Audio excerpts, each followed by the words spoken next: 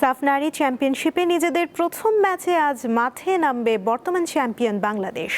ভারতের গোয়ায় জওহরলাল নেহরু ফোর্টোদা স্টেডিয়ামে তাদের প্রতিপক্ষ মালদ্বীপ। খেলা শুরু হবে রাত ৮টায়। এবারের আসর মারিয়া মান্দাদের হ্যাট্রিক শিরোপার মিশন।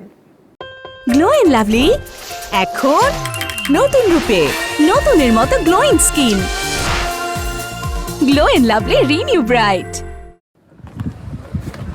নারী সাফের অষ্টম আসর শুরু হয়েছে দুদিন আগে। এবার বর্তমান চ্যাম্পিয়নদের মাঠে নামার পালা। ঢাকা ছাড়ার আগে হ্যাট্রিক শিরোপা জয়ের চ্যালেঞ্জের কথা জানিয়েছিলেন অধিনায়ক। সেই যাত্রা পূরণের পথে শুরুটা করতে হবে জয় দিয়ে। কে কয় গোল করলো সেটা দেখার বিষয় না, আমাদের নজর আমাদের খেলার দিকে। আমাদের ভালো খেলার বিকল্প নেই, আর সেটাই করতে চায় মেয়েরা।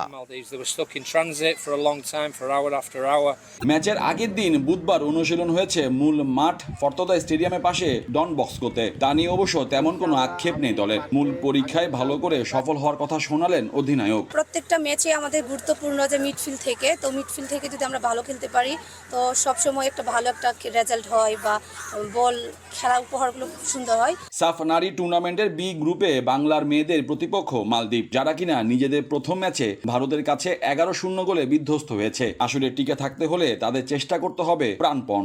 শেষ দুবার সাফের শিরোপা এসেছিল নেপাল থেকে। এবার ভেন্যু পরিবর্তনের পাশাপাশি লক্ষ্যটাও ভিন্ন। সেই মিশনের পথে শিরোপা ধরে রাখার চ্যালেঞ্জে নিজেদের সেরাটা নিংড়ে খেলার প্রত্যয় বাংলার মেয়েদের। মোহাম্মদ হাসিব, দীপ্ত স্পোর্টস, গোয়া, ভারত।